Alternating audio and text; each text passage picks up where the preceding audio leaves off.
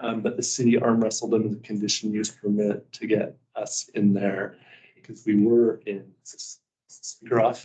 We were in City Hall. They wanted space for other stuff. Not ideal space. We need to figure something out.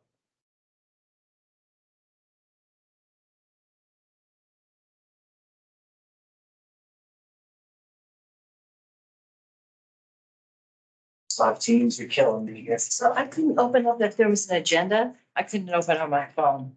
We have an agenda, it's just making sure we can see everybody, and everybody can see us. That's the launching court. Oh my gosh. So what's that picture? 25, 30 years. I looked really good 25 or 30 years ago myself. Isn't that pretty? Oh, that's gorgeous. That is really cool. Doesn't take things long to regress, does it? Well, I mean, tree that's dying is that one right there. Let's figure that. Yeah.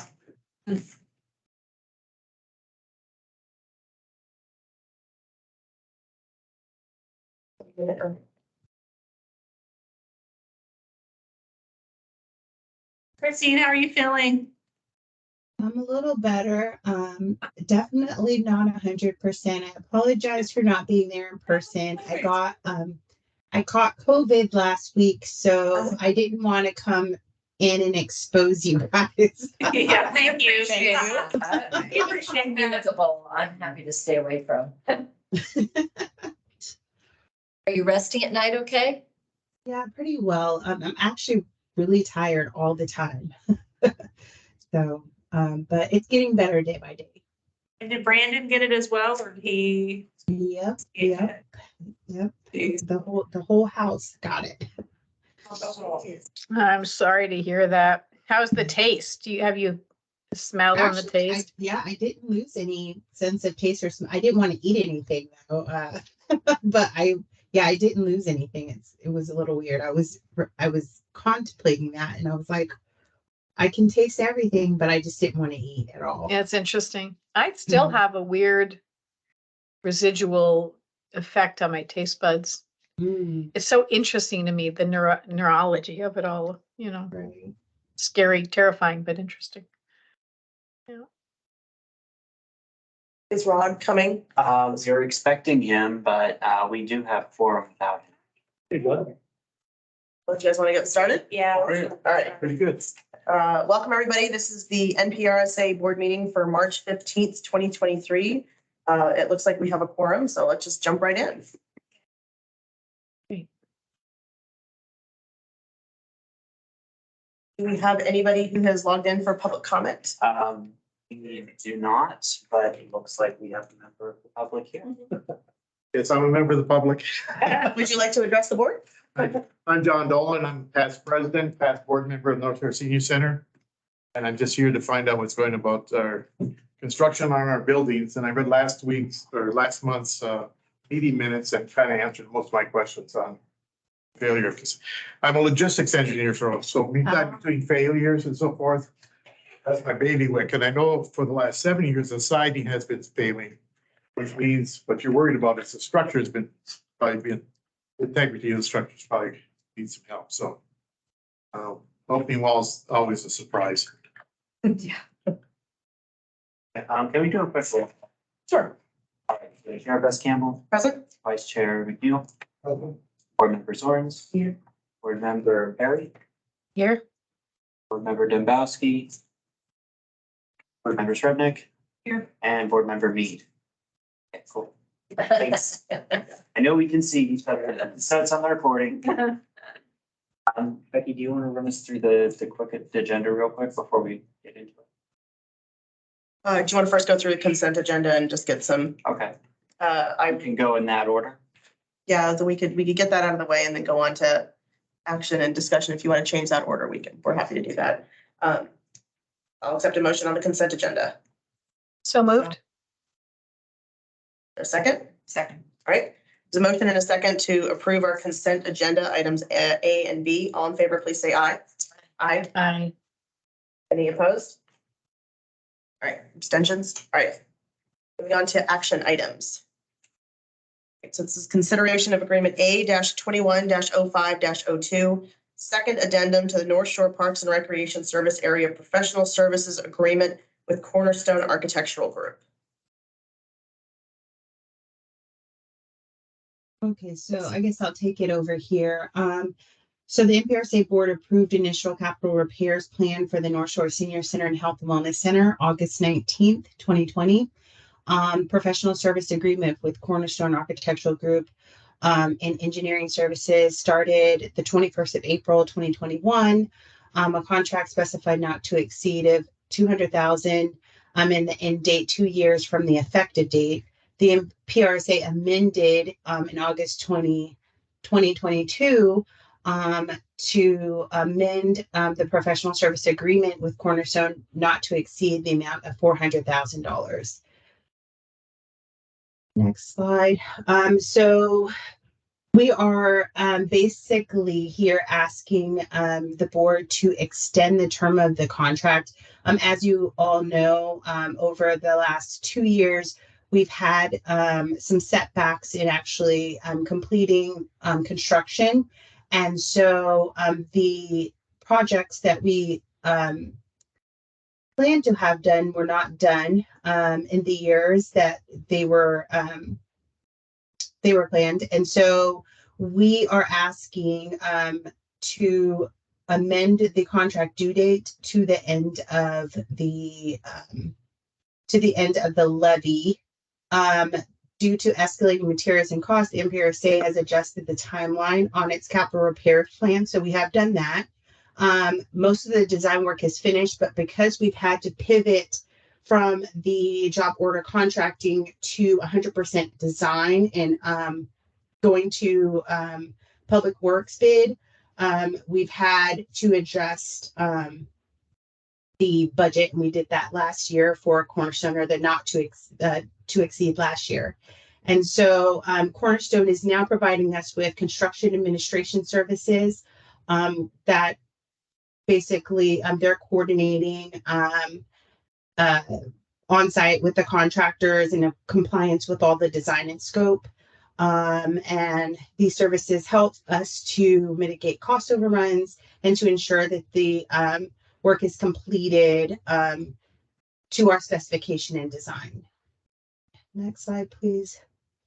And so we are proposing to extend the term of the contract to December 31st, 2025.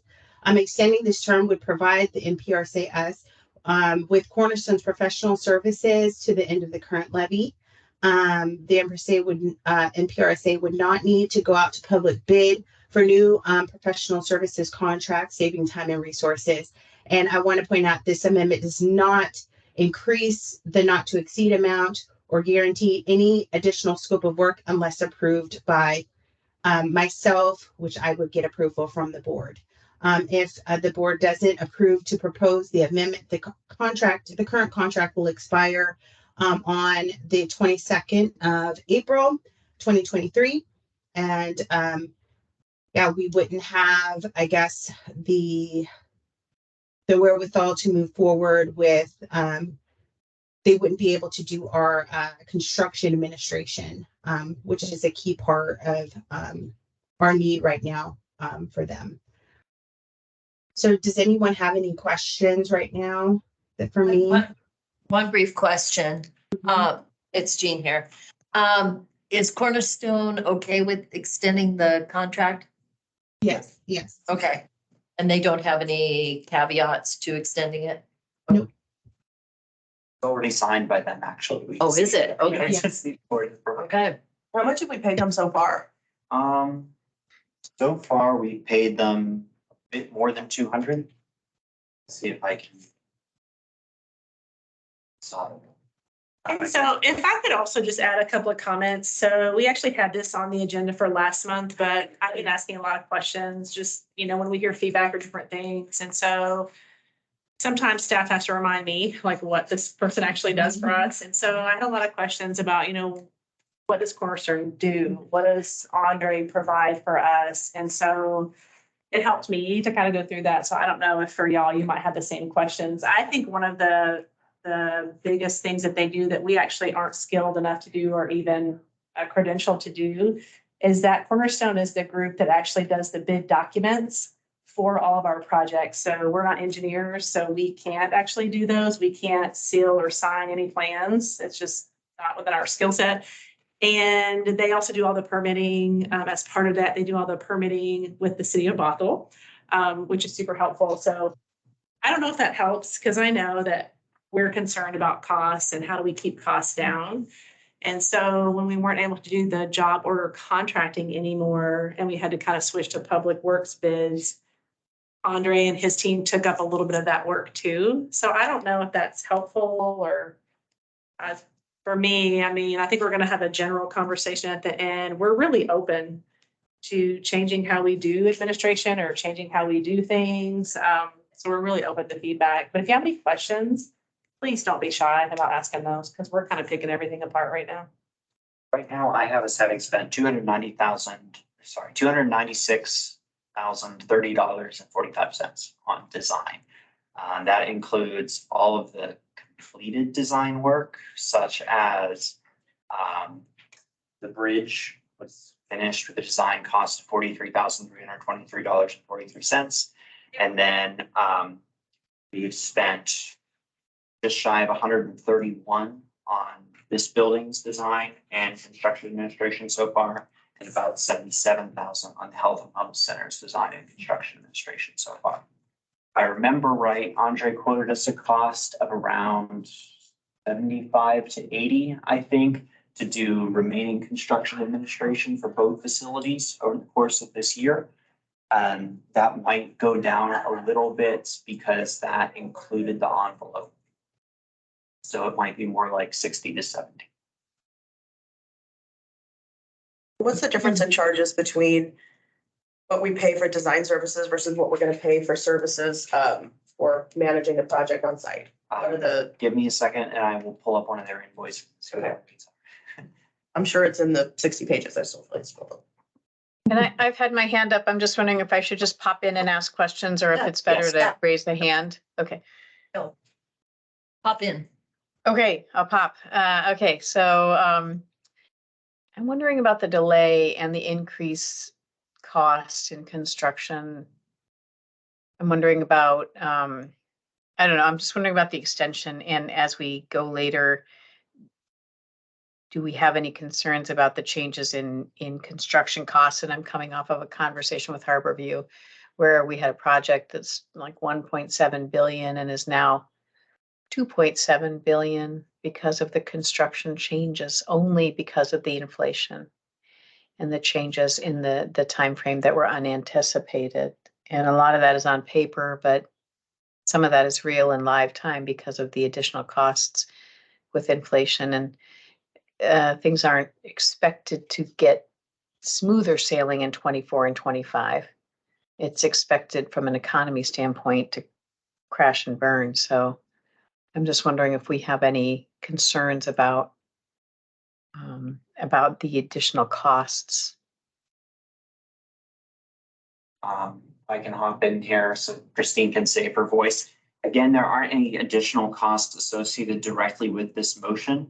We're not authorizing additional expense. We're not authorizing additional work. It's just the time frame of the work. So the original contract deliverables of the design work for the projects identified in the board's capital affairs plan from 2019 have been completed, but the projects themselves have not been. And this is because of what we've been talking about with cost overruns and staffing changes and all these other delays we've had. So the intent here is not to award more work to Cornerstone or to increase our expenses through Cornerstone. It's just to allow more time for them to perform the work that we sort of already wanted them to do. The contract in the agenda packet, and I attached the original, does mention construction administration services. It's not called out as a specific line item. That has sort of, there's been a little bit of scope creep there, just insofar as that's become more important of a service to us. Because as we've mentioned, we were initially expecting to rely on our job order contracting program, during which that's theoretically less necessary. But as we've moved to public bid and probably a nicer way to say this, but as a result of our bridge project, we want to ensure compliance with the work that we're specifying. So both in terms of that and just in general, Christine and I believe this would be a valuable service moving forward that we'd like to continue relying on. In terms of hourly cost, the work for the contract administration costs the same as the construction documents and bidding. It's 180 an hour for the architectural project manager, 150 for the structural engineer, 150 for the mechanical engineer. In terms of hours, this invoice that I'm looking for right now, which we received in January for this building, said that there were going to be 40 hours of work from the architect for design documents, 40 hours for bidding, and then 320 for construction administration, as an example. So there's a lot of time associated with that, but the hourly cost is the same. Again, this number assumes the envelope.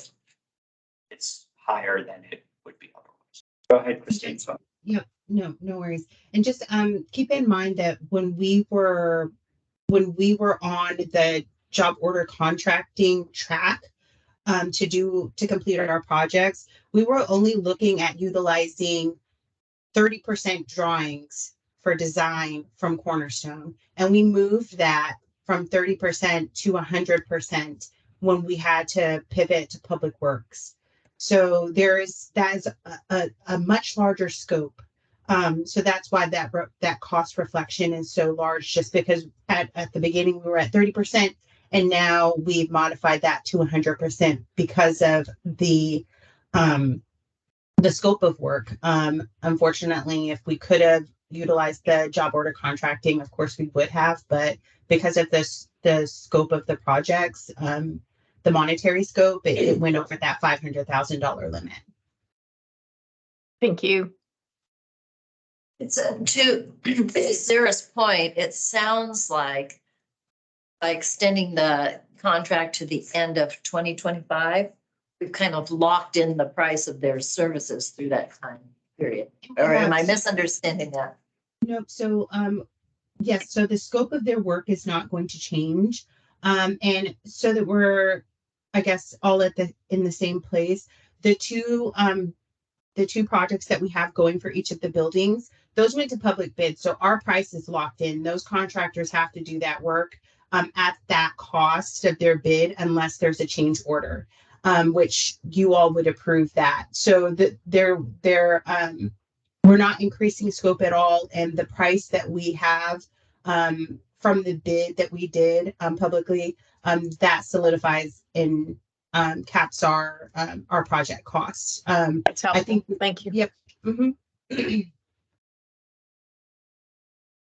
To that point, I think part of the reason why staff are advocating for this extension and why we continue using these construction administration services is because they're really good. Cornerstone is really, really good at holding accountable to making sure that work is being done to spec. It's come up a lot of times on the bridge where Andre would spot something that had not been done to spec. He told the contractors, no, this is not done right, do it correctly. And long term, that's going to save us a lot of money because the bridge is in better shape now than it would have been otherwise. We don't think that the contractors are out to get one over on us, right? But that being said, we think it would be really important to have someone who's very familiar with the designs, very familiar with the specifications and the codes and the RCWs and everything that applies to this sort of construction administration work on hand to be able to go to the contractors and say, yes, you did this correctly, it's good, or no, you did this incorrectly, do it over and do it right. Also, just to add just one last point, if we weren't going to move to approve this, the amendment, We would ultimately have to go out again for basically a public RFP to retain another I guess architectural group to do our construction administration. So just putting that there. And that would, of course, we have a project starting. I'm going to give you guys this information later. We have a project starting up in just a few weeks. Over construction will start in 2 weeks at the building, in the senior center building. I have a question around the total levy cost is what was related to the cost for Cornerstone and then CA administration. So it sounds like we paid $296 currently. Let me pull the number back up. Yep, we've paid $296 out of a total expense of $1.5. So right now it's high. They're at about 20% of our total construction expenses. But that's because we have finished all the design work for these two buildings and paid none of the construction work. Once those numbers come in, it's going to be back down to 10% or below, which my understanding is that's more standard. Okay, so it'd be 10% of the levy. It would be 10% of our construction expenses, Okay, which would be somewhat less than 10% of the levy because we have administrative costs, also monies that we are going to be putting in reserve, which we'll talk about as part of our long-term maintenance strategy planning in a little bit.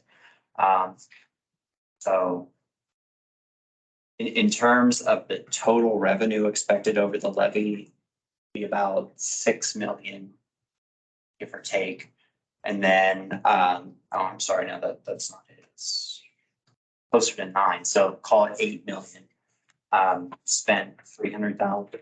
So it's under 5% if you look at it in terms of the total levy cost. But in terms of the construction cost, it's about 10. okay. And then over the course of the next, from 2023 till the end of the levy 2025, we have the balance left of the 400,000 that we're going to use for CA, correct?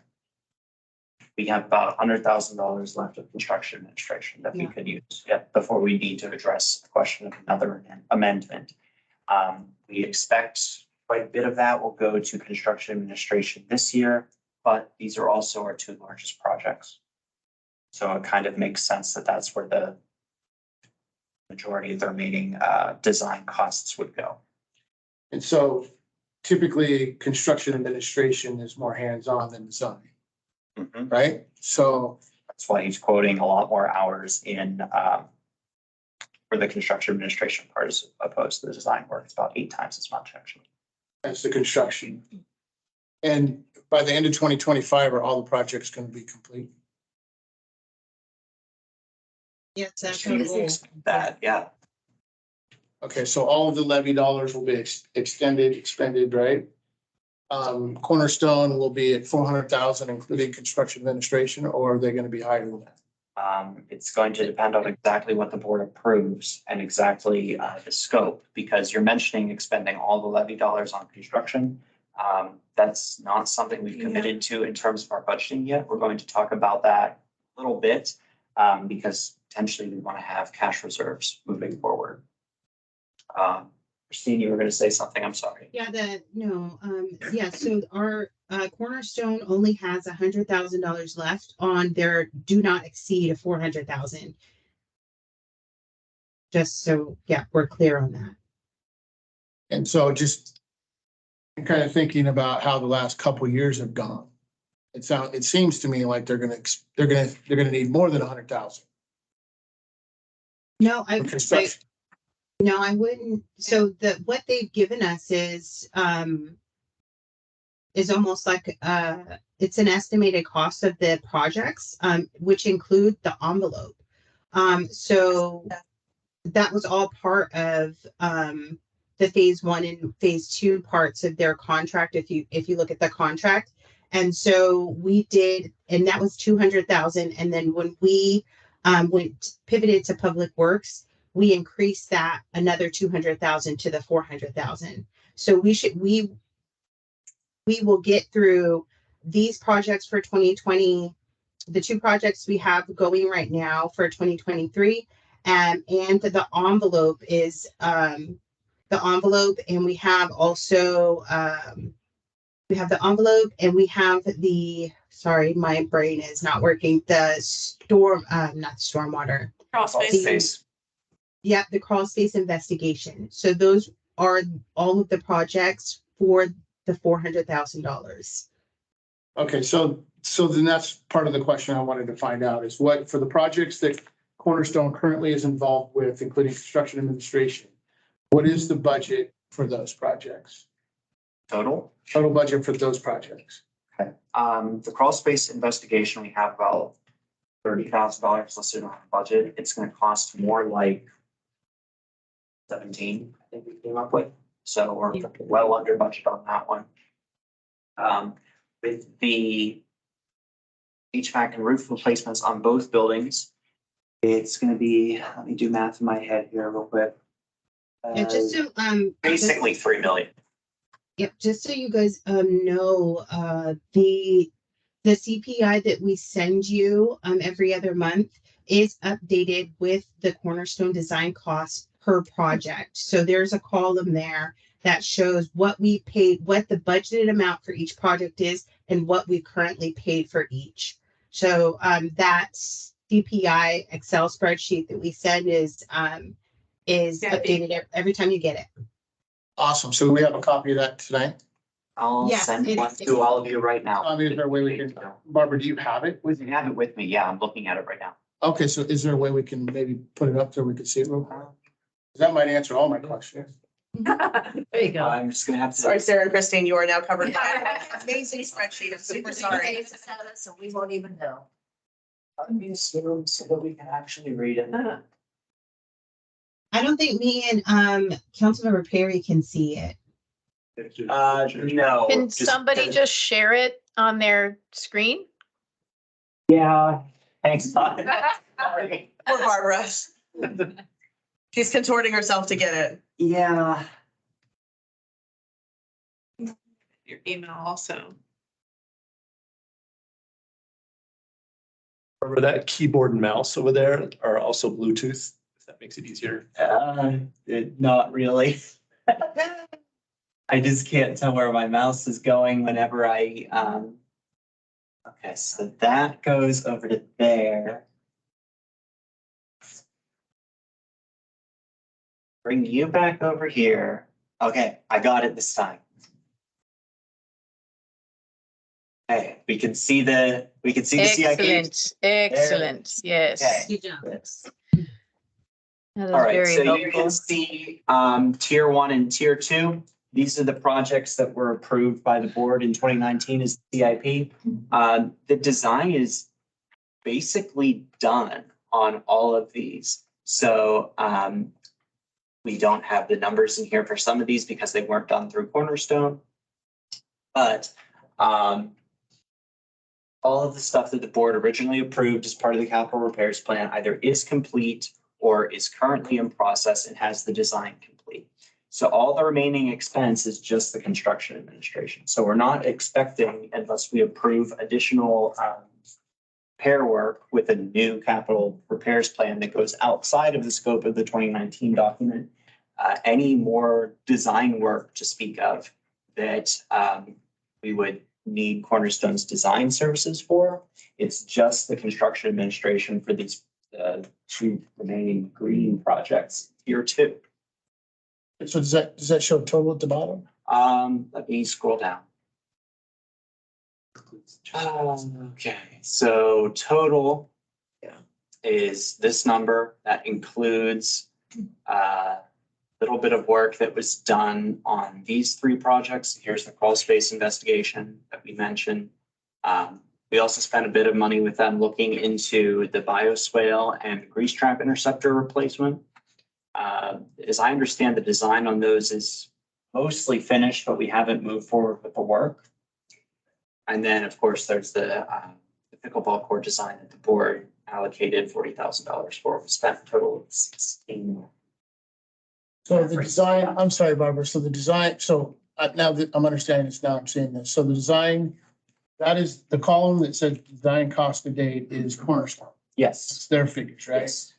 And then is the construction to date is what's been complete. Yes. But what is the overall construction Of the two, of the, so their 296 includes all of the design. all the design, yes, The last column is only the construction to date that's complete. yes. Do we have, is there a column that will show us what the total design construction amount is for? Uh, If it's $3 million worth of design work, right, what is that? And out of that, we've already completed 1.5, right? Okay. We have, is there a way to see that?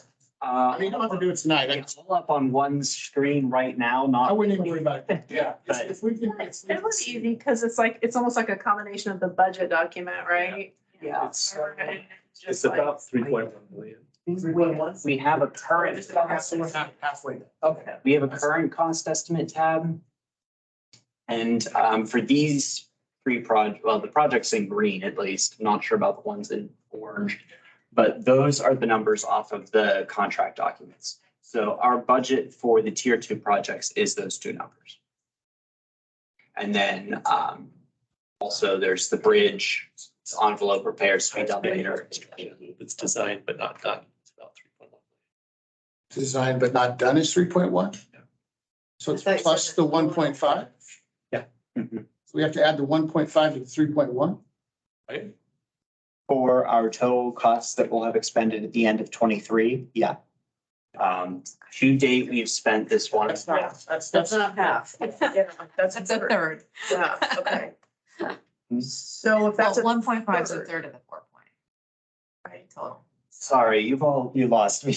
I feel like the conversation happened that I didn't. Well, you have, I mean, you're showing us, I think it was a total of about 1.5 that's been expended Mhm. already, right? And then we've got yet to spend in the budget 1.5 and 1.39, I'm seeing, is that right? And then Supposed to maybe 3 for 650, this. where we go. Right, so that Yeah. 3 plus the 1.5 from earlier Mhm. is 4.5. Mhm. So we're a third of the way through, but we're 2/3 of the way through or 3/4 of the way through on Cornerstone's contract. So based on that ratio, I mean, are we looking at, it's likely that we're gonna have to go out and increase Cornerstone? No, because the design work is done. No, for Yeah. design, but for construction stuff, you said that that's gonna cost. We have a quote from them, actually, their construction costs projection for. This was in our last meetings minutes, or it's at least in the documents I used to put that together. Just give me a second, I can pull it up.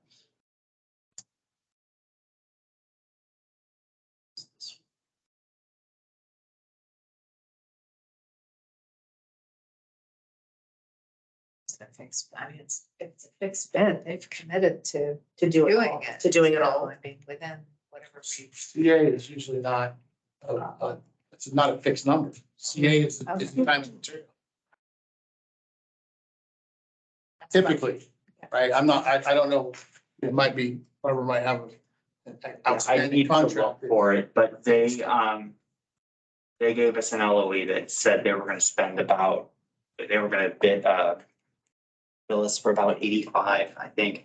I can, Okay, so they're gonna guarantee 85. We're not gonna go above 85, right? I'm not sure it's a guarantee, but that's be close to what we That's expect. awesome. So, because we've got 104 Yeah. room. That's awesome. Yep.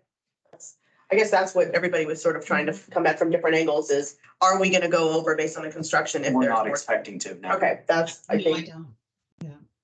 okay.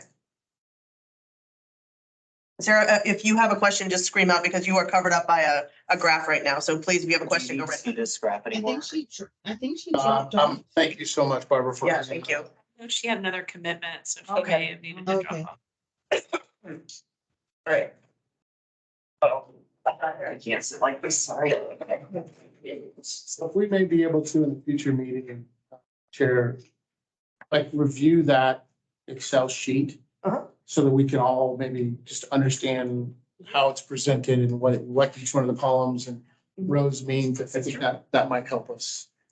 To Becky's point. Absolutely. It's- Yeah. We can fill it out a bit better and clean it up. Okay. If I may suggest too, that's something I think makes a lot of sense too, because I'd like to be, from my perspective, from board's perspective, we'd like to be able to talk more about what the levy's done so far.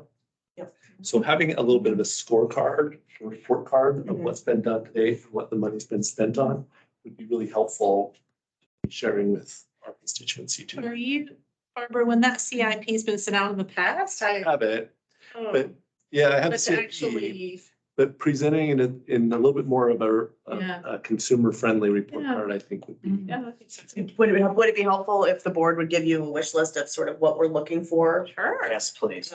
So why don't we, I mean, I think we can all commit to coming up with a hodgepodge of ideas of, this is the metric, I personally, I'd like to see, what have we completed? I want the completed column. That's a good one. I like tier 1 and tier 2, I appreciate that. That's in the, we're working on it, but I want to see like, red, yellow, green, like this is done, this is almost done, and this is what's in the future. Like, I think that would be important. Yeah. And then seeing like what we've spent on each of those in terms of construction, what we've spent on design. Because if you were to ask me, what have we finished on the senior center, I'd have to. Yes, right, and it's Almost. almost right. So if we could start with that, and if anybody has any more suggestions, Barbara, would you like us to send it to you and Yes, Becky and please. Christine? Okay, so I think we can all commit to coming up with For what we sure. want. Okay. Infographics and like visuals are really a lot easier, I think, than Excel We're gonna spreadsheet. need that in. So Yeah. anyway. So, Okay. All right, well, does anybody have any more questions? I mean, we've certainly beat the horse on this one. I think we find that we got there. I think we got there. But if there are no more questions or comments, I would entertain a motion. So is it, A21-05-02 as presented? Yes. Okay. Do you want me to pull up a copy of the language so I can tell you exactly what it says? That would be fantastic. Thank you. I'll read it off to us.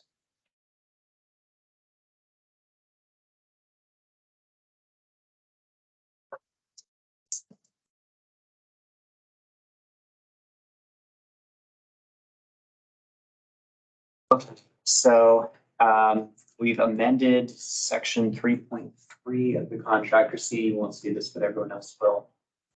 To read like this. That is terrible. So the only thing we're changing is this line, which says, in no event shall completion services be delayed beyond 31st December 2025. Right now, it says 2 years of the effective date, which is going to be in April. And then we've maintained that the schedule of charges and time for performances will not be increased because of delays or costs associated with Cornerstone. And then this last sentence here is what sort of gives us the authority to make this amendment to extend the time. No other terms of the contract are negated or changed as a result of this amendment, which would be the not to exceed cost does not change, and the scope of work that was attached originally as exhibit A to this contract does not change. So 1, 2, and 3 are, that's all new, or just one line of them? Just the 1, 2, and 3 are all what this amendment we're signing to, but the only thing that's changed is that one little bit of language underneath number 1, which is section 3.3 of the contract.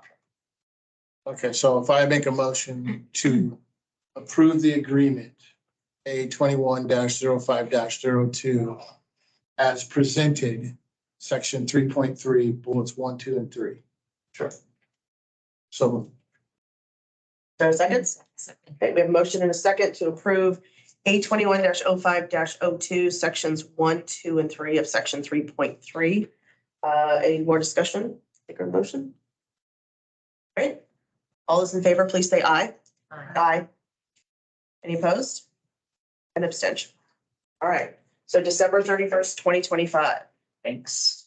All right, action item B, 4B, consideration of North Shore Senior Center building envelope investigation and assessment. All right, so back in August of 2019, the board received a facility condition assessment report from EMG.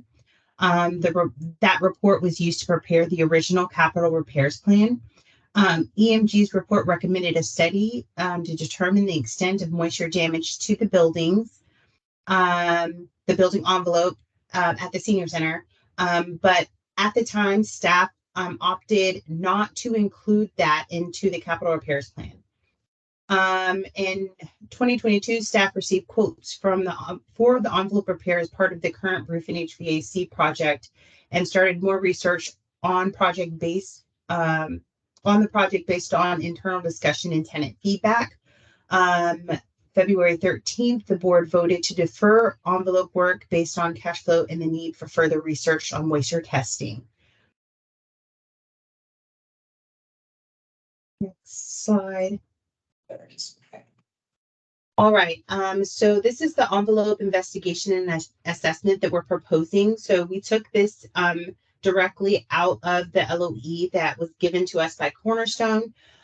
So the scope of work, part 1 is a comprehensive visual assessment of the existing siding. Part 2 would include the thermal imaging of the exterior envelope in order to determine areas of possible moisture intrusion.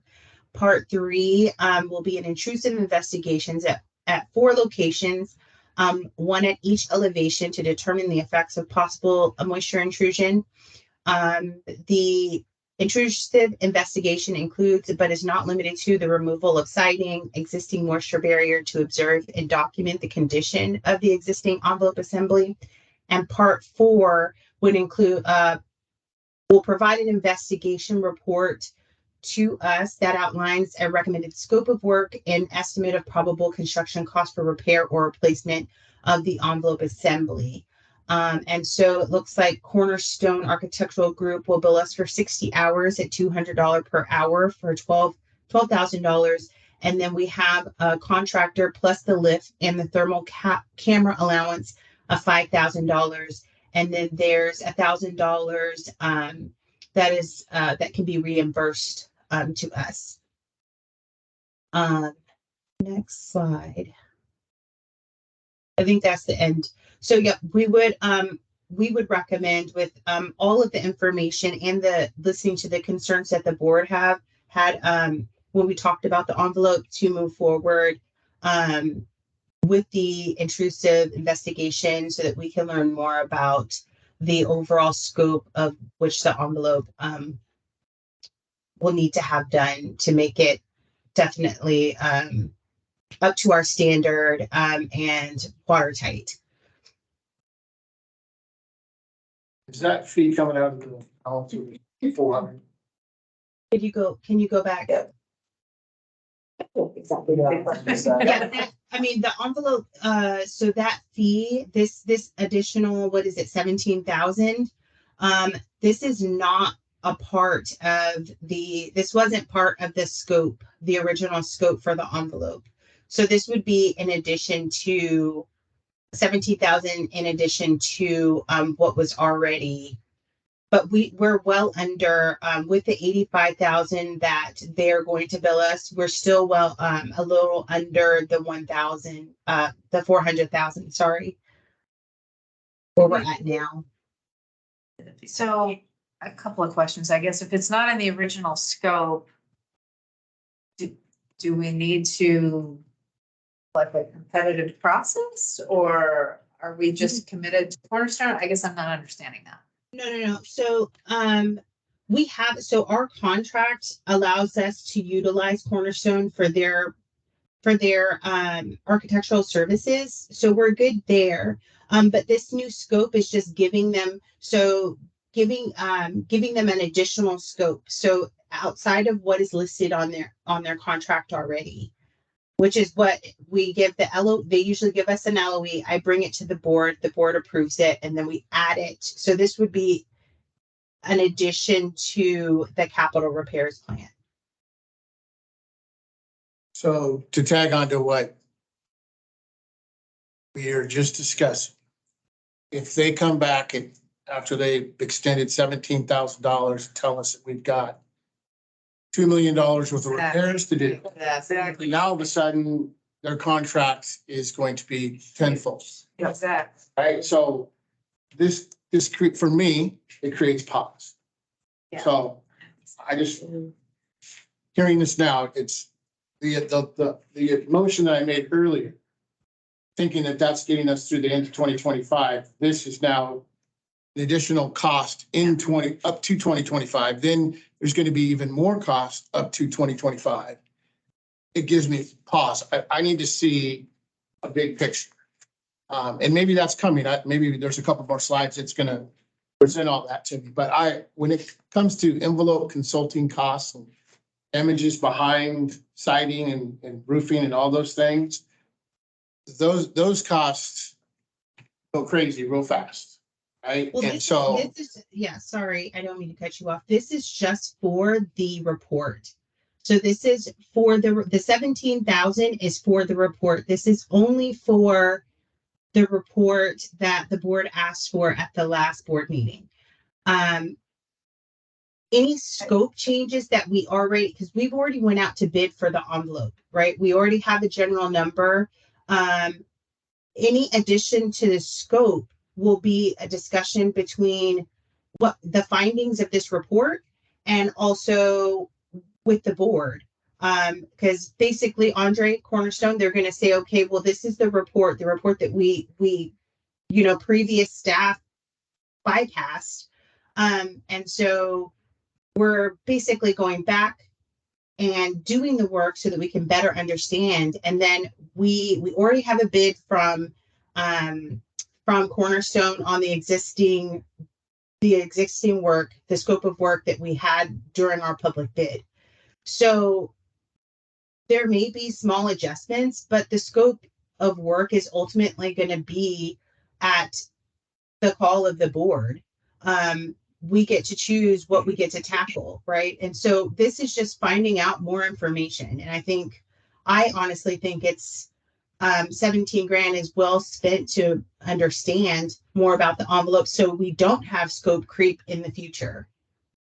I think the But I scope. think that's not the issue. Yeah, I The think, potential for scope creep is going to be in the construction costs for the envelope. yeah. And this actually will minimize potential Yeah. scope creep. But I think, that won't minimize scope. but I think what we're all expecting is like what happens when this report is done and we realize that the scope of work and the cost for that building envelope are now dramatically higher than what we've estimated.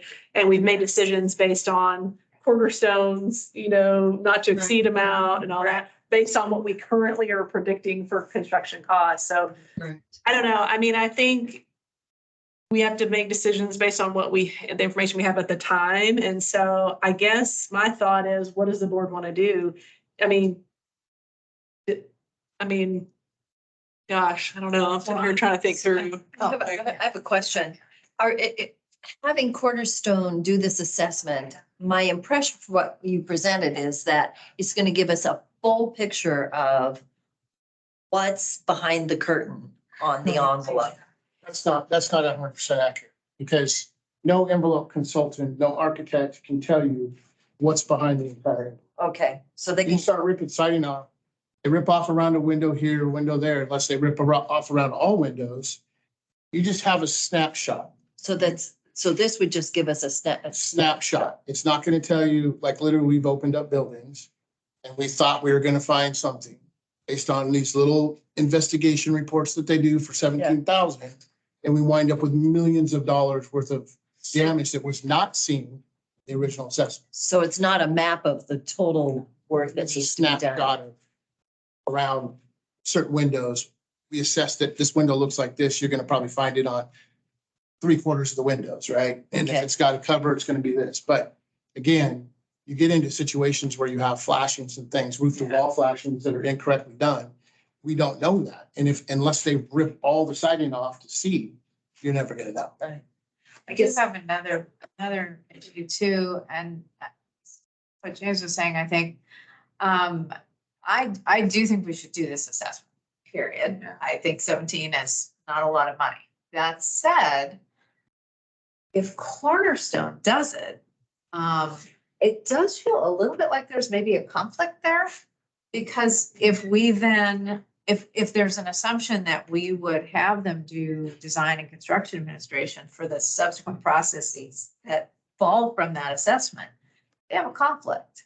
So I guess, yeah. I understand what you're saying. Do they sub it out or how does that actually work, Christine? Like, I'm not saying that mitigates that like self-preservation, that they could say, "Ooh, there's a whole There's a whole bunch of there's a whole stuff bunch of there. damage." Yeah, and I have to- I have to, you know. Well, to it seems come like we want to to fix arm's it. length, I Yeah. guess. I don't know. I'm sorry, when everybody's talking at one time, I can't. Oh, sorry. Basically, Christine, the question is there a conflict of interest in having Cornerstone to basically do a study to determine their own scope of No, work? so Cornerstone is not actually doing so the cost is the contractor to that contractor, that subcontractor would actually do Oh, the okay. investigation, and Cornerstone writes the report. So there's like an ethical obligation of Yes. the contractor who's doing it to. Yeah. Go ahead, Nick, I'm sorry. Yeah. Not to weigh in, there is on the face of it, a little bit of a conflict because Cornerstone's overseeing the subcontractor who's doing the assessment. The bigger the envelope scope, the bigger the CA amount is, comes on the road. At the same time, $17,000 is probably a little bit lower than a full new contractor would charge for an envelope assessment because they've already done a lot of the work. They've kind of done some of the preview work, and so they're doing 17,000 more, whereas a new contractor probably, I would guess, could be double that amount. And I don't know if this is helpful, but some very historical information. The way that Andre's services were selected, that process was a very competitive RFQ process. And I will say the two people that researched that, they talked to other cities, they talked to other municipalities, and that was part of the selection. And Cornerstone always came out as like, that's the advocate you want if you're a city doing these projects, which I know for me, when I read through that and was reminded of that, that helped me. I also have a husband who works in, construction and structural engineering and said, hey, go out and ask a million questions about this guy and like very credible. So I don't know if that helps, but at least he came to us from an evaluation process and it wasn't. Yeah. I think they do amazing work. I've looked them up, I've researched them. There's nothing wrong with Cornerstone at all. It is, to me, it is perception, Yeah, right? totally agree. And a lot of it is like, we're sitting here and I happen to have a lot of knowledge in this industry, but we're sitting here as a board. And unless we really have somebody come speak to us about what does it mean to do an envelope study? Like the board, I can tell you in general, probably doesn't know all the ins and outs of that, right? So I think it's important to have this conversation and at least, I hate it to take the time that it's taking, but I think it's vital, important conversation because again, if we go pay $17,000 and we've already paid Cornerstone to do an evaluation on the envelope already, this is in addition to that, if I'm not mistaken. What more is this 17,000 going to tell us that we already don't know? And I just want to make sure that we have that scope identified from the previous scope. And we're not just throwing $17,000 at opening up a few more spots, right? Yeah. But then on top of that, I heard about the CA. That I'm very concerned about. And I'm very concerned that I know that we're going to open this up and we're going to find large buckets of money that have to be put into this. So what is that going to look like for them? And it's not just Cornerstone, it's the contract that we signed to do the work. Or are we going to get halfway through and then not have enough money at the end of 2025 to finish and then have to file for another? I mean, That's a great question. but that is fundamentally what I'm thinking right now is that we need to be planning for that kind of an emergent situation hitting us. Well, is there liability if we get, Second from this discussion. is there liability if we open up and we find that there are these structural problems? Is there liability then on the board to approve a certain percentage of the work to get done just to keep the building up? Or do we have plausible deniability if we just keep it closed? Because right now with that 17, we had right up to that $400,000 limit. for Cornerstone. And I'm positive that it's gonna be more money in terms of fixing what's wrong with the envelope, but what liability are we looking at if we open it up and we find dry rot in, major supported beams? We can't not address those. But the problem is the way that we've, just at the last meeting, we've approved so much expenditure, we don't have the money. And even if we dip into that trust fund, or the trust fund, sorry, I wish. County, we would dip into that and, we had not anticipated that. And I think I'd like to have a little more understanding of what are we then required to fix when we find a certain problem? Is there some rule or regulation? I mean, to say I'm a neophyte and this is an understatement, but is there something that we have to do if we find it? We can talk to our attorneys about that. Because that's a big concern, because our monies are pretty much spoken for. And we're even dipping into the line of credit by the end of the year, right? Even with the projects that we currently have scoped. So I'd like to know what we would have to do based on findings. So I don't know if, to your point, if it's the attorney, if it's Cornerstone that tells us this, but I'd like to have a better idea. Questions? I don't. This is not a substitute for getting a legal opinion, but in general, in situations like this, finding out information kind of creates an you want to be working towards a solution. It's not like you have to act. It doesn't create an immediate need to act next week, but you kind of need to build a plan in for it. I think also that comes to play in this too is if there may be we'd want to take a look at what we find and what caused it to see if there are insurance implications also. So I'd want to make sure that we're joined at the hip with the NPRSA as we do the envelope assessment. If that makes sense. So now that's a great point. Yeah. I want to make sure we're all on the same page. Yeah, so the insurance piece Right. is big. So if there's something that is part of insurance, it should be claimed as insurance. It's unlikely, Well, but it needs to be on the table. I think Absolutely. the siding was on the original chit list, the efficiency list, when we signed off the building 69 or whatever it was, along with the sewer and the swale. So this is nothing new. Right. When I joined the board 9 years ago, our maintenance guy took me outside to one of the corners. I could just push my finger through the siding at that time. So you're talking about major structure. We're gonna find. I think that's a great question. Here's my question though for the board. So do you still feel comfortable with your previous action to just, do the amendment to extend the Cornerstone contract, doing the study on the envelope, and then using that information to inform your next steps? Like, what do you do with the envelope? And then maybe you have to make a decision about the Cornerstone amendment or contract amendment or their services or CA. It seems like it's like there's steps that happen like sequentially that inform then the next few steps. But I want to make sure that y'all are comfortable with that. That's another question that was going through my mind. Would Cornerstone give us an idea of prioritizing, if it was possible to prioritize tasks on the envelope? Would Cornerstone be able to do that? Give us recommendations on where they go. Oh, you guys really need to be alert. Yes, they will. They've already picked a contractor, correct? A contractor for, sorry. This study. For the envelope for the envelope. investigation? Yes, correct. Have they picked the contractor to do the work yet? Yep, they have. They're just waiting for us to pull the No. trigger on.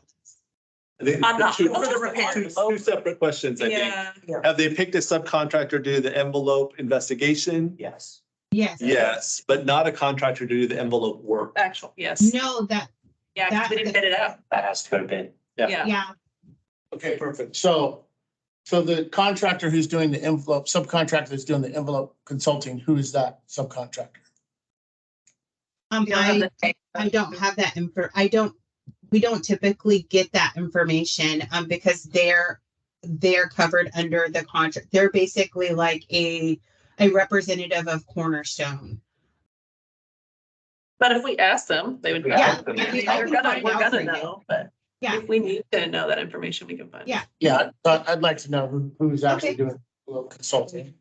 All right. And then, so we still have an opportunity to go out to bid. Once we know the full scope, right? Yes. Yeah, Okay. so my, Okay.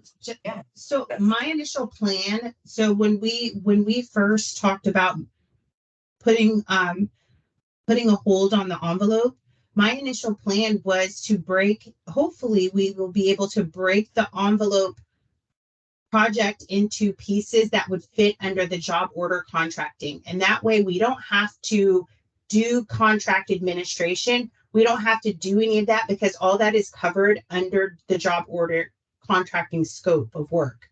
So if we were able to do the envelope with our job contract, it would be less money than to run it through Cornerstone. Cornerstone has already done the initial design for when we went out to bid in January for the senior center envelope. So of course we would probably have to alter that scope depending upon what we find in this investigation. But if we run it through the JOC, we're not paying for contract administration with Andre because we work directly with the contractors that we already pre-bid. So last year you all signed a contract with Forma to do our job order contracting. So what does Forma do? Forma Forma's is under a general contractor. General. Yeah, general contractor. The thinking is, we've received a quote from CDK for $650,000 to do the entire envelope. If we get in and look and see what actually needs to be done and have a clearer sense of that, then we can think about ways that we can split that one big project down into smaller ones. Like maybe there's a project that's just interior trim replacement, a project that's just window repair and replacement, and a project that's just fixing the balcony. All of those will be under $500,000. And if we can keep them under $500,000, then instead of having to go out to public bid and go through all that expense and headache, we can just go to Forma, who is a GC we already have basically on call, and they can do that work really piecemeal. And That sorry, ahead, and the way that works is that Forma is the general contractor. They will bring subs. So they have to bring at least 3 subcontractors that work with the job order contracting program. They bring at least three subcontractors on site. They it's almost like a smaller public bid. And then those subcontractors submit their bids to Forma, and then Forma and us, we decide on which contractor we go with. Okay, that makes sense. I don't complicate things anymore, but just kind of a reminder, like you might be wondering like, well, why did we time the projects the way we did? Like, well, we could have done the building envelope before the HVAC. Just a reminder that staff, because of supply chain issues, had to get the HVAC units ordered so far in advance that we're actually paying to store those somewhere. So it's like all those little pieces of information like influence how they recommend that we phase the projects. So it's like, we don't want to pay for those anymore. Yeah. How much are we paying for storage? I don't know. I shouldn't even brought that up. I'm sorry. But like, No. to even get the projects done, like we had to have the equipment, and what was the lead time? Like 9 months The or lead something? time was almost a year. It's $6,000 a month, isn't it, Christine? I think. Yep. Yeah, so there's. It's $6,000 a month to store the equipment. How much does the equipment cost? And they explored lots of different ways to store these $200,000. And how long we've been storing it? We've been storing since Right now, November. someone's like, Yeah, December, November. We got to find a solution for that. Oh, we tried though. We actually did. They tried to find other space to store it. I mean, so it's like Talk to about make So sure that they got the HVAC units in time before this levy ended to get these projects done. It's like, and I apologize. I feel like I'm hitting you with some surprises here, but it's just, it's like you may be wondering like, well, why are we doing HVAC first? Why are we doing the? What is the, so how much longer are we paying that month? So we paid for 4 months, that's 24,000. How many more months are we gonna have to pay until let's go in? we're expecting to get them out this month, right? Okay. Yeah, so April, so we're starting that project. That's why I told them that the senior center HVAC replacement is priority because we need to get those units out of storage. Sorry, just bring that up. And that paid for our cornerstone. Yeah. Customization. Yeah, wow. I was thinking we should use a fire station bay or something like Oh, that. they tried. We looked for donated Yeah. space, we looked for, and there was just like no other way to do it, so. But it was like that lead time was giving us like heart palpitations. We're like, if we don't get these ordered and in, like, we don't get this done before the levy in, so. So with the 17,000, are we gonna be able to get, so we'll have the whole scope of what's wrong with the, well, Well, a Most better of them don't. understanding, correct? right, a better understanding. That's a good. Will that, so when we get that report back, will it be broken down into smaller pieces that we can immediately pick which, I don't know, 3 items, let's say, for sake of argument, we can put out to the jock immediately and based on highest priority? Are they gonna rank those priorities for us with this analysis? Yep, we can definitely do that. I will make sure that that happens. Okay. So, sorry, Nate, on that note, they're gonna give us a full scope, correct? The full envelope scope. And then from that envelope scope, it'll be broken down into different scopes, different phases of work, correct? Yes. So you've got your window work, right? You got your siding work, you've got your roofing work, different phases of work, correct? Because you have to do things in sequence. You can't just say, I'm gonna replace the siding on one side of the building without doing the windows. Yeah. And then when you do the Correct. windows, you have to do the roofing, the roof to wall flashings, right? So Yeah. we're gonna have a scope, a full scope, so that we'll be able to then break that down and say, okay, this is how much money we're gonna be able to expend on this side or that side in that way, right? Yes, sir. Is that what I'm hearing? Okay, Yeah, yeah. that's awesome.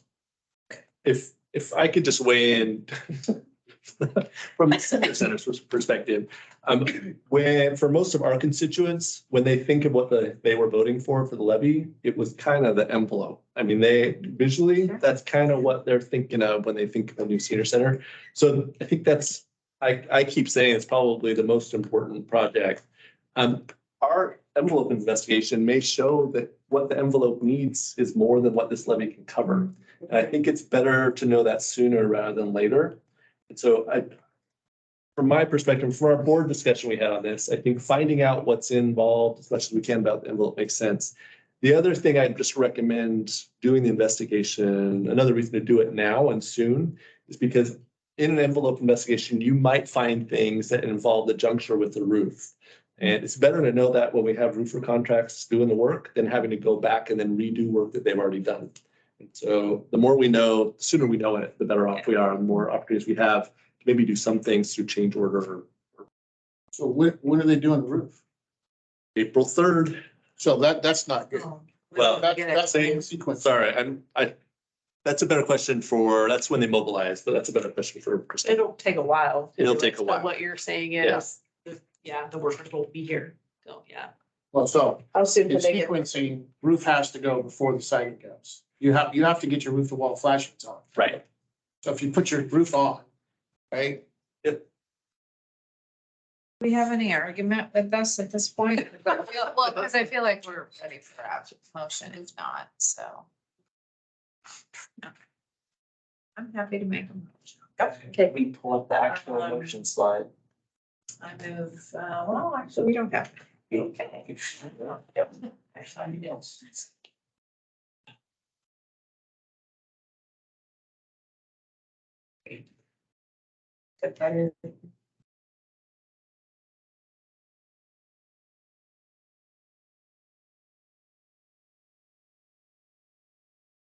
There we go. There's the motion slide.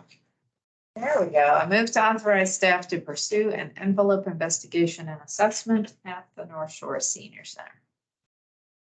Second. All right, there's been a motion and a second to authorize staff to pursue an envelope investigation and assessment at the North Shore Senior Center. Any more discussion? Okay, all those in favor, please say aye. Aye. Any opposed? Abstentions. All right, motion carries. All right, it's back to discussion items. Q4 2022 financial reports. Do you want to talk about this, Christine, or should I? You Save can your go ahead and run voice. through it real quick. All right. So, this is pretty much our end of the year report for 2022. So this first slide is our total revenue. There's a variance of a little over $500,000, but that is because the grant reimbursement has not been deposited as of this report. Still waiting for it. And then the other 170 or so of that is, we'd initially expected we were going to transfer the remaining monies of the bond fund into the general fund and expend them. We've been since advised we could not do that until those funds essentially are committed to repairs of that building. So we moved those from 2022 to 2023 per our latest budget. So that is all actually to be expected. And if you look at just the property tax revenue, it's pretty much right where it should be. In terms of expenditures, we saved some money there. We spent about 2.3 million less than we thought we would, but that's because we postponed our big projects until this year. Spending more next year. Yeah, because we're spending a ton of money this year. So our Q4 ending cash balances, we had 2.2 million in the general fund, 172,000 in the bond fund, which again, we're closing this year using to pay for the Health and Wellness Center. And this just shy of 400 in grant capacity, which is going to be reimbursing the bridge work that was done last year. Any questions or comments on the financial report? I can go back to any individual slides. I can also pull up line items if you want to see them. I don't have any questions about this, and maybe this relates to the next discussion. It would be helpful when Yes. you do these quarterlies, or however often we do them, to have the full levy picture on a slide. You know, what do we think the total remaining revenue is going to be and the total remaining expenditures, so we get a bigger picture. Yeah, absolutely. Any other questions about this? Our total remaining revenues, we're looking at 4.6 or so in tax revenue over 2023, 24, and 25. In terms of expenses, we've got the 3 million or so that we talked about. So that would leave us with $3 million offhandedly that we haven't accounted for yet in terms of how we're going to expend that or turn it into reserves. But that's sort of the next discussion item. Yeah, right. Yeah. That is absolutely what we're working on. A few of you have asked for that, like a better high level picture on where we are with budget, where we think we're gonna end up at the end of 2025. Yeah. So we'll have that for the next meeting. Do you want to go ahead and? We just, any other things that we want to talk about with this, or we'll move on to the next discussion? Just move on. Okay, awesome. So then our next thing is the long-term maintenance strategy plan. Yeah, so I can talk about this. So we just wanted to start a discussion and get some direction from the board and actually get some approval to put a larger agenda item on the next meeting's agenda so that we can start talking about some of the big picture items, some of the long-term planning, what we think the NPRSA is going to be or look like, and are we talking about another levy and all that. One of the big pieces to that is that high level picture of where we stand with levy dollars. So if y'all are okay with that, we would like to propose that the next meeting that we had some real just governance type things we needed to get done and get approved and get these very big projects going. So we've done that now. So Christina, Barbara, they're going to have the contractors in, they're going to start working. But now we need to start talking about long-term, what are we going to change or what are we going to do? There was a really great suggestion from one of our board members that potentially if we have this kind of brainstorming session, maybe we do a joint session with the senior center board, and that's completely up to Nathan. But some of the discussions, and what I'd like to do is just tell you some of the topics and the questions that we're getting that we think could be topics during that next meeting. And we feel like Nathan and his board are so critical to that discussion. And so maybe we, somebody said it's like a little mini retreat, but maybe it's just a joint meeting or an hour or two where we all come together and start kind of hashing through things. So after I throw out some of the topics. Really, the only thing I need from you is, do you want to do that at the next meeting? Are you comfortable having a joint meeting? And then what additional questions or topics do you want us to add to the list that we can then prepare and research for you? So I just want to kind of brainstorm just a couple of those. It's been really interesting. Doing the tour was pretty amazing, right? So the NPRSA board sees all the amazing things that are happening here, but you also see two gigantic facilities. What we are all grappling with, and we put maintenance on there, but it's much more than that, is like, how do we as a community and you all as elected leaders protect this investment and these two properties and this amenities that our community uses? We're going to be really honest. We feel like you're really good at programming and operations and community service. I don't know that we expect y'all to also be great at preventive maintenance. I mean, that's a huge lift. So that's how we entered the NPRSA. And if you actually look at the ballot language, it's very interesting because it specifically says NPRSA will do capital repairs. The senior center will do maintenance on the building. Christine's has some great input on that. She's like, maybe what they set up originally is not what we should do moving forward. So we've had a lot of questions, some big ones. What level and type of support do all the member cities want to provide the senior center moving forward? Like, to me, that big topic discussion is like, needs to be something we're all talking about. What's the future of the NPRSA moving forward? What are we doing with the levy? Because time's a ticking here, guys. I'm a little nervous about that. So we need to start talking about that. Can we do, I mean, if we put everything on the table, we start brainstorming. I mean, is it even legal for the NPRSA to take over the maintenance? I know as our current condition is, it's probably not because the way everything's set up. But, you know, Christine and her experience is, you know, and Christine, pop in anytime here. It's like, sometimes maybe it does make more sense if that preventive maintenance is handled. Or, and don't kill me when I say this, are we going to brainstorm? What if the buildings are gifted to the senior center? I know that's probably not what you want. We could ask that a lot. Like, why doesn't the senior center just own these buildings? I don't know. Because we can't sell them legally, but. Well, but anecdotally, we've heard a lot of things. Like, I mean, staff at the city of Bothell, they hear all kinds of things. So we don't really know what the answers are. So some of those are the questions. And then honestly, is there a better way to do administrative services? So we have this current process in place, but future generations of the levy that you might do, is there an easier way to do it? Is there a more efficient way to do it? I hate to say this, but we're pretty open and transparent with our staff. You know, what is the future of this fiduciary responsibility look like? Maybe it's not city and Bothell employees, maybe it's contracted employees. I don't know. So anyways, those are kind of some of the things that we think we need to research and answer and talk about.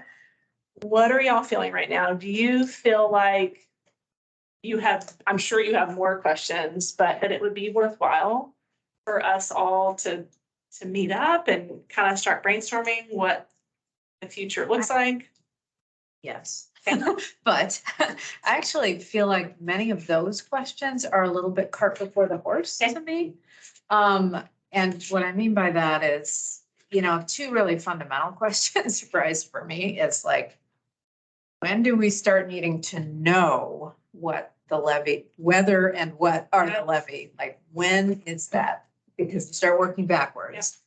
And then the other piece is, I guess maybe I'm the only one, but I need to have a better fix on what do we mean by maintaining these assets? What is the work that is involved? What is the scope of the deferred maintenance? I mean, we know the envelope is going to be a big deal. There seem to be, as we're walking around, potentially many other things. And so I guess I'd want to have a clearer idea of what the scope is, and then what is the ongoing work of continuing to understand what the maintenance needs are. You know, what does that look like? I've not been an asset manager, so I don't know what that looks like. And answering some of those questions might help us know better. We should do that work, and what would that structure look like? And should it be NPRSA? And what would it cost? And, you know, because it seems like we need to know the what before the how. I think that's a great point. So That's good. You're thinking we probably need to talk to someone on legal. I was You know. thinking, what can we even do? Yeah. I don't want to waste our time talking about things and having Barbara go, no, you can't do that. That's for us. It's kind of like, well, let's really determine like, what are the questions? What are our boundaries or parameters? And then kind of work from there. But I think there is some stuff we need to really further research. I think a lot of people in the past just kind of assume like, oh, I heard this, I heard that. I'm like, well, is that really? So maybe this list of questions goes to, we give them to you and then you ask legal and say, of these questions, which ones are the big red lines of no? Yeah. And what can we address? Because then we have a better understanding of, where our parameters fall. Yeah. And then we can have the conversation over, levy timings and if we need to do that and, what is scope for short-term repair versus medium-term repair versus, once every decade repair. I mean, that would be important to sort of tease that out. But first, I think it's important to know, legally, if there are certain things that we can't change in the levy, like we can't use this money for maintenance right now. Future levies possibly, but for this one, if that is a hard pass, then we shouldn't waste our time talking about it. Yeah, exactly. Well, and is maintenance changing the light bulb or is it, No, you know, and I I mean, will what do we say- mean by that? Yeah. Christine and Nathan have done a lot of work on that preventive maintenance schedule on like what it probably should cost. Okay. And so I think Okay. y'all have a head start on that and could come back. And then the levy, just real quick, so, we are looking at, it was on the November ballot, which I'm sure there was some thought about putting it on the November ballot before. So November 2025, I mean, we're now at the point we have to start talking about that. I mean, we're far out, but. Okay. Can I make one suggestion? Someplace in the NPRS files is a 3 or 4 page document of all the deficiencies of the buildings when they built it. That included the siding. The big one for us was, well, being a logistics engineer, you can't maintain something that was not built correctly to start with. Number one, sewer. Sewer's can't be maintained. It should be redone, but the cost can be prohibited because you have to jack up the floor in the activities room and a whole bunch of things. So that's going to be, it's not a maintenance thing, but it's making it work. And there's some other things that will be on the list also, but that might be a start to the hidden things you don't see for the maintenance. So. Good point. So Just as for Maybe- the reference, that document is the EMG report that was done in 2019. Yeah. So there is a lot of information in there. It's good to go back to, because that kind of helps, if I may, that helps kind of us separate out what we mean by maintenance. Okay. That would help. Because it is, we spent about $120,000 repair and maintenance for these 2 buildings last year. That's without any staffing. So that's just outlay costs. But that's everything. That's some repairs that are pretty significant. There's some systems that were put in the buildings that aren't very maintainable, and some of even those, like the HVAC system in the other building, even with this new system, is going to be really expensive to maintain. I mean, we're looking at like 30 to 40,000 a year maybe in maintenance service contract on that. So but is that a capital maintenance or is that a tenant maintenance? So we can figure those out. I think we're fine with that. I love the idea of doing a joint session. I think our board would be on board for that too. Just to kind of know though a little bit, our board as a nonprofit board is really focused on strategy, big picture, what direction are we going in? Going through the details of what the maintenance plan is going to be, that's a staff function in our organization. So that's going to be me and my team. So I can work with you all on that. I also know my board's really, really busy with several fundraising and organizational obligations in the next few months. So we'd probably be more open to a joint brainstorming session a little bit later after a few months. I And think. maybe more on the strategy of Right. what will the next levy include and, more big picture, like you were Yeah. saying. Yeah. That's, yeah. Yeah. For sure. Well, and it's important too, if we're talking about sewer, that's not, tens of thousands, that's hundreds of thousands to amend anything with sewer. Sewer is nothing anybody wants to deal with, and those costs are really prohibitive. And if we to me, it's a nightmare scenario. we do all of this maintenance on this building and we repair everything, and then we find out that we need $4 million of sewer repairs, and nobody wants to pay for sewer repairs on a levy. Right, it's not a. And then that means that it's, that we sunk all this money into this building that we can't use. Yeah. So I think it's important that we get a really realistic view before we go out for another levy. Like, let's look at all the ticking time bombs that are in these reports that we need to know about, because if we're repairing a roof, it doesn't make any difference if all the toilets are backing up, right? So that's a big concern of mine. If there's, and I wasn't aware that we had a problem with sewer. That's a real problem. I want to hit those hard and find out what those are. Is there a way to get a more comprehensive assessment? Not just the Investigation can be done. Well, no, I mean, just everything.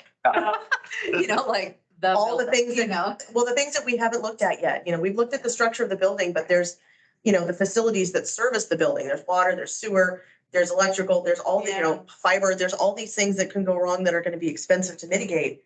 And if we have to go out for a levy for those things, I mean, that's gonna be significantly more expensive than what we paid on this building. So it'd be good to know that and figure like, okay, or did we bite off too much here? And, and is this something that a board our size can handle? Or is this something that would require someone who should be elected just to be on this board, like a youth district? Like, these are the things that I think I would like to see more comprehensive understanding of all the things that could possibly go wrong.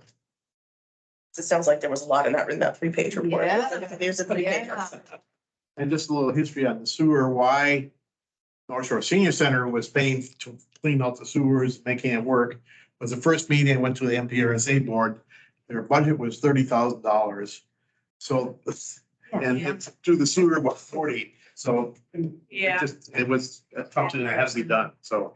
Well, that feedback really helps, so it'll help, and maybe the NPRSA board has a little bit of brainstorming and work to do before we can even have a productive meeting with your board, so we can kind of work through that, so that's super helpful. And feel free if you've had a question about it, or, just send us those questions, and it might not be anything we can research before the next meeting, but at least it helps us consolidate a list of things that we need to go and research, that'd be helpful, I think.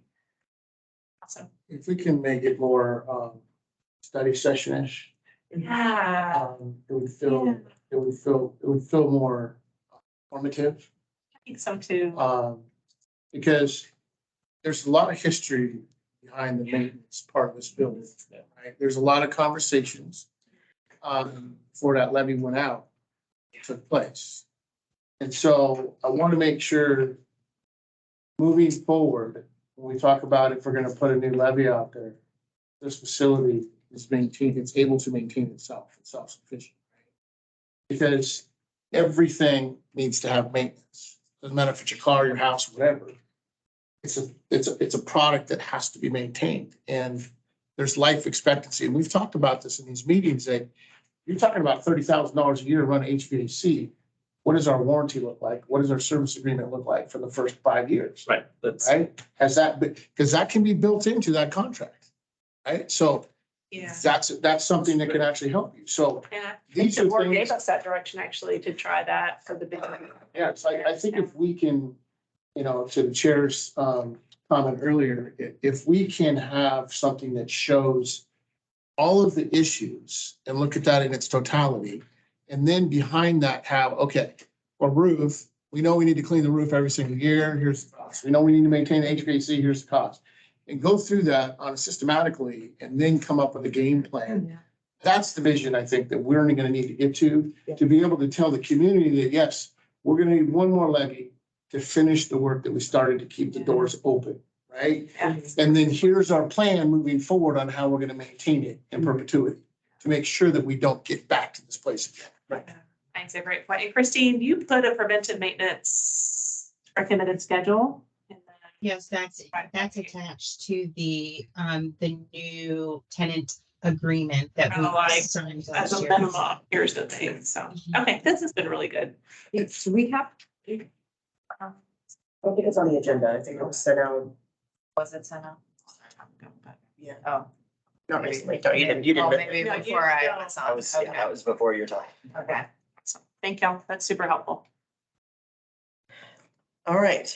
Any So other we, discussion on this one? Yeah, that's just, All right. discussion, we need to. all right. Just super quick, and board member McNeil will way more than me on this, but just a update. We had direction from the board. Oh my gosh, that's lots of words. We had direction from the board to submit this application to seek that $750,000 from King County and capital grant funds to help with the RFQ or the RFP. I did want to just share, we got some amazing and exciting updates. We had a smaller group meeting with board leadership, and James and Rachel, we talked about how that's kind of shaping up. And there was a lot of questions about, like, even from me, I get questions, is the next NPRSA levy going to be for the youth center? And no, it doesn't sound like that is the case. And in fact, it sounds like a separate 501c3 is actually going to be formed for that. So that's super exciting. So that's happening. What we will do is continue to track the application with King County staff. I did talk to Elizabeth yesterday. They don't have anything back yet from the budget director. But I said, please stay on them. So it's very important for our board.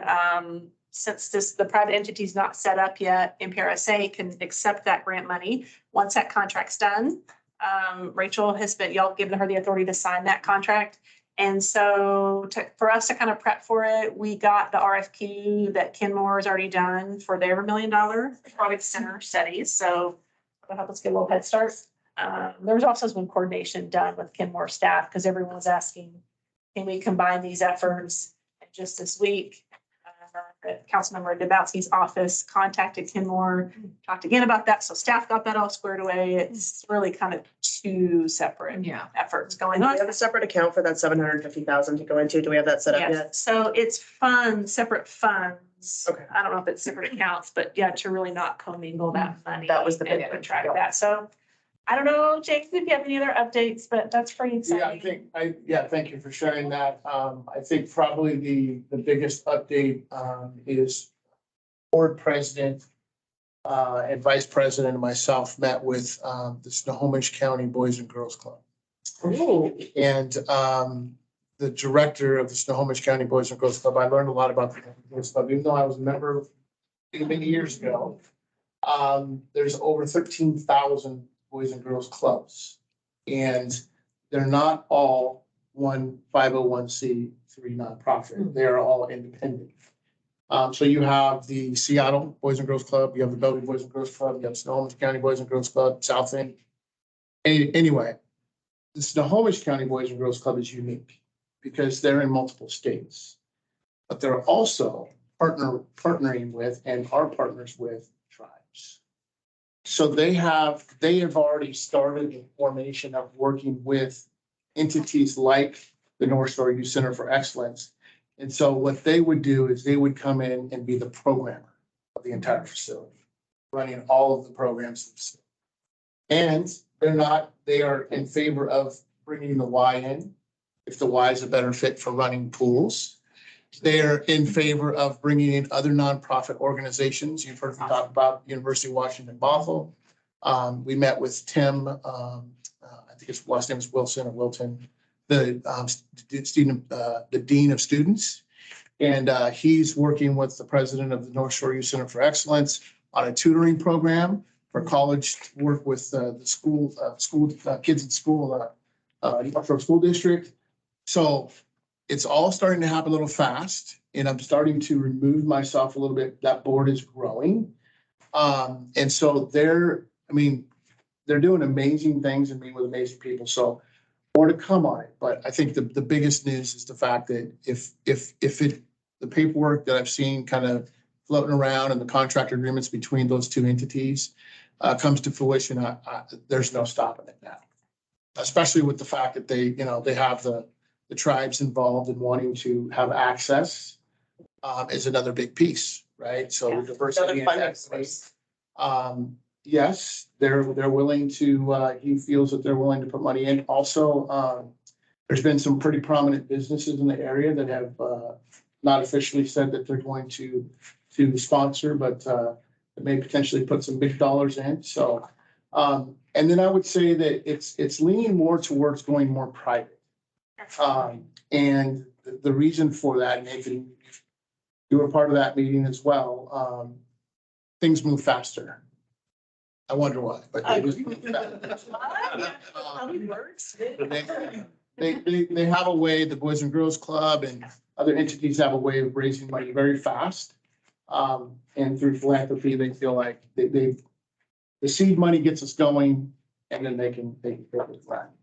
And I hope, that they're preparing documentation to present to the city councils, the North Shore City Council soon, as well as the school board. So I'm excited and hopefully I can't wait for them to come present to us because I think it's, for 6.5 years, I can tell you, in the amount of sheer meetings and the all of the work that the electeds have done. I mean, this goes back to when Councilmember Dewar was on council. I mean, we toured the Bellevue Boys and Girls Club facilities. And it's to come full circle, you know, and I know Kenmore, Joe has been pushing for pools forever since I've known him. And, Yeah. I think, Pool studies. to me, I feel like we have, an opportunity, you know, and, I know I'm speaking a lot about this, but, we have an opportunity now, to get out in front of something that I think is important. And that is, we're spending a lot of time, effort, and money and energy on social and mental issues, crisis centers. We're talking about diversions and all these different things, homelessness, affordable housing. We're spending billions of dollars on these things. And I feel like there's a trend around the youth again, right? Creating spaces for youth. And we heard last night in our council meeting, when we were talking to our boards and commissions and people coming in and events to our area, how cool would that be to have a youth center that could host a all weekend long volleyball tournament, pickleball tournament, or a basketball tournament, and put heads in beds for our communities, right? And this is Kenmore all the way to Woodinville, right? Up and down the five. I can't begin to tell you. It just gives me chills when I think about the conversations that I've had, and I want and hope that you all can participate in these conversations because it's a pretty cool thing to be part of. Nathan, you know, if you want to speak to that meeting that we had here, that would be great too. And just, James, when you speak about it, it's infectious and no one can't help but be excited about it. We did have a chance to kind of meet with some folks in this room and it was a cool chance on a Saturday to kind of think through what it would mean to build more effective spaces in this community. And in my context, I think in this space we have right here and how much community we've been able to build for the senior end of the community. How cool is it to be able to do something for the junior seniors, the future seniors on the other end? Because I'll tell you right now, the better work we do with young people means that we do better work with older people when they get to our center. Because people who, if you don't have that full spectrum of care, then Well, and I have a bizarre out of the box comment on that. It's like, you know, so we walked in, right? And you said the place was closed. This was at 5:30, right?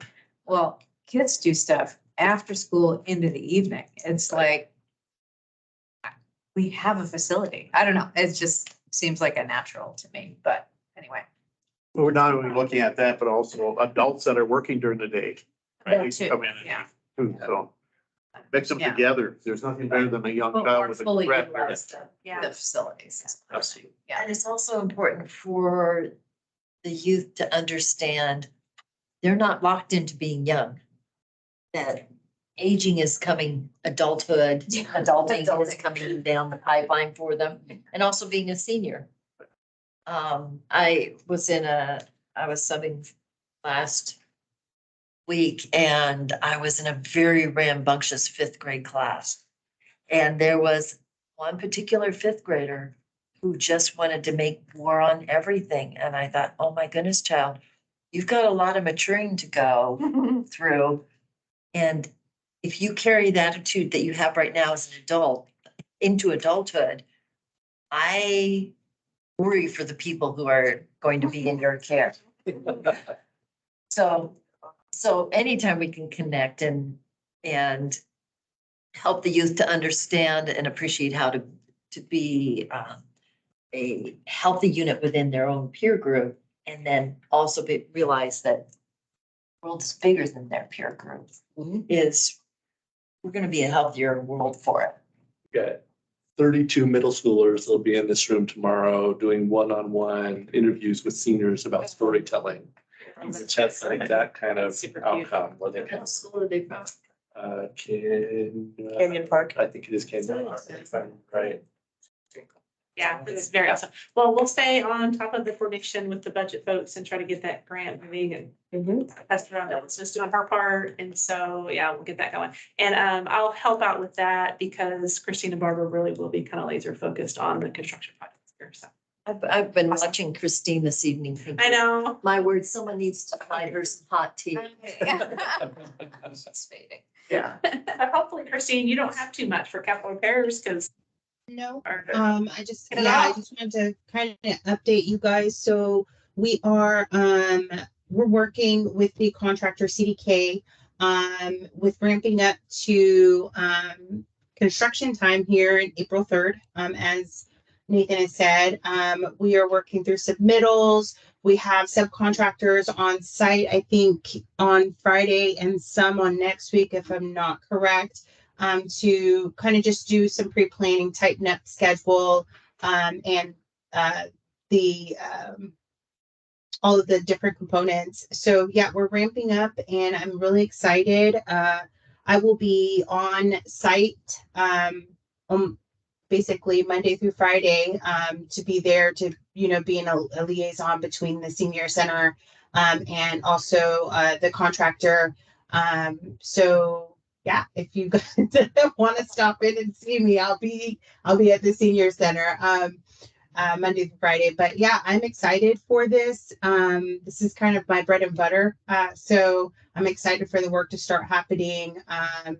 And the Health and Wellness Center, we're still working through submittals with that. That project won't start until later on this summer.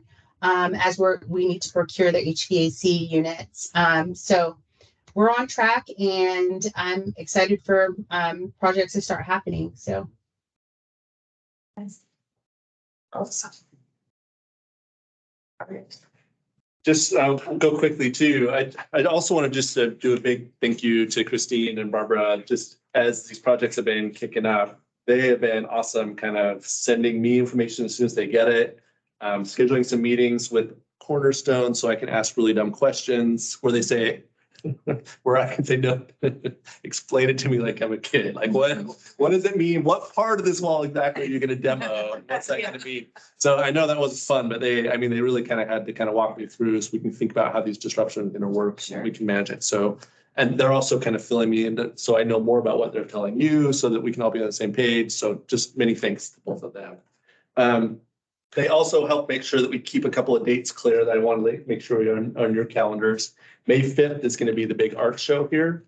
And so that we bring as much of the community out as we can on May 5th. It's May 5th and 6th. That's a Friday and Saturday. This year, you'll get an invite from us. We're doing a reception Friday evening. So the bar will be open. You bet. We're Dangerous. hoping to invite people to just kind of wander around, hear about our art programming, see what the folks who are producing, and also it's just kind of a night to celebrate too. So, and then also August 6th is, of course, the Buffalo 5K, Capes for Courage. We're going to be August 6th, the first weekend in August. Of course, several of you help with that every year. That we're going to do an extra, we're adding a kids race this year. So there'll be a little run around the parking lot. Hopefully it's not running around construction demo mobilization sites. Maybe it'll be through the trailer. I think CDK might want to sponsor it. We'll see. Hardcore.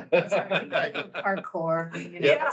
That's exactly right. That's exactly right. So just kudos to the team as they're helping me kind of manage the disruptions over the next few months and we'll get there. So we'll announce to our members about the construction projects next week so they kind of have a heads up because mobilization will start to kind of show up and be visible that first week in April. So, just a couple other things I wanted, just real fast. We've talked a lot about what the future of this levy might look like and for these buildings, but one of the operational levies that we really depend on is the King County Veterans, Seniors and Human Services levy, which is up for renewal this year. And so as a reminder, the reason, that is one of the anchors of our funding as a senior center. And so we'll probably be approaching councils and friends in the community to really help get the word out about how much that levy actually funds in King County. If you think about it, veterans, seniors, and human services, it's really impactful, not only for us, but community partners we depend on also depend on that funding too. So to that end, we're on April 11th, we're going to have an open house here that we'll probably ask for some help getting the word out about. We're inviting a bunch of the veterans, seniors, and human services levy recipients to come here to show off what they do for the levy funding. So it'll be a community event on April 11th. With that, I think that's all I've got for you for tonight. Is there any questions for me? Oh, anytime. Yep. If you ever have more time, I'll take you on the more secret tour where you see the boiler rooms and Okay. the That's maintenance terrifying. closets. Oh, that's where the fun story is. After we fix them. Yeah. Before and after. Yeah. Yeah. So, Okay, future meetings, May 17th. We're not going to meet in April. Okay. All right. Do we want to do that one in person again, or do we want to, what's the plan? Let's reference in person. Let's do it. Cool. Right. I'll try to remember to bring cookies. Snacks. All right. Well, we won't, I mean, I assume we'll do it at 6:30, not 5:30. Right. Yep. Hopefully I won't have COVID. So, if you could just indulge one more thing for the record. Mhm. I neglected to really fully introduce John Dolan and his long service Mhm. to North Shore Senior Center and the community. Of course, past board chair, past treasurer, past officer, member at large on the board. He just rolled off the board of directors here after a decade of service, essentially, but has seen the nuts and bolts here and has rallied community support for what happens here for a long time. So I just want to recognize his long record of service. He's taught me a lot about what's in the closets and what goes where. So just many thanks to what he's done in service for me. He knows what's in the closet boxes. He knows what's in the closets, what's in the sewer, what's in the. I think we all know what's in the sewer, but. Still have the boxes, John? I do. My favorite saying is NBWA. Yep. Management by walking around. A lot by looking. Mhm. Well, thank you for your service, John. Absolutely. James, thank you for taking care of you. We take care of each other. Right? It's all about each other. And I had lunch with your neighbor on Which one? Monday. What's his name? Medic. Tom Yeah. Agnew? Yeah, we have veterans breakfast. We sit together. Good. All right, if there's nothing else, meeting adjourned. Hey. Great meeting, Chair. We can do the tables. Yep. You know, we were at Port St. Lucie at the same time thinking. Hey, feel better, Christine. Yeah. Thank you. I have a bond. bye. Awesome.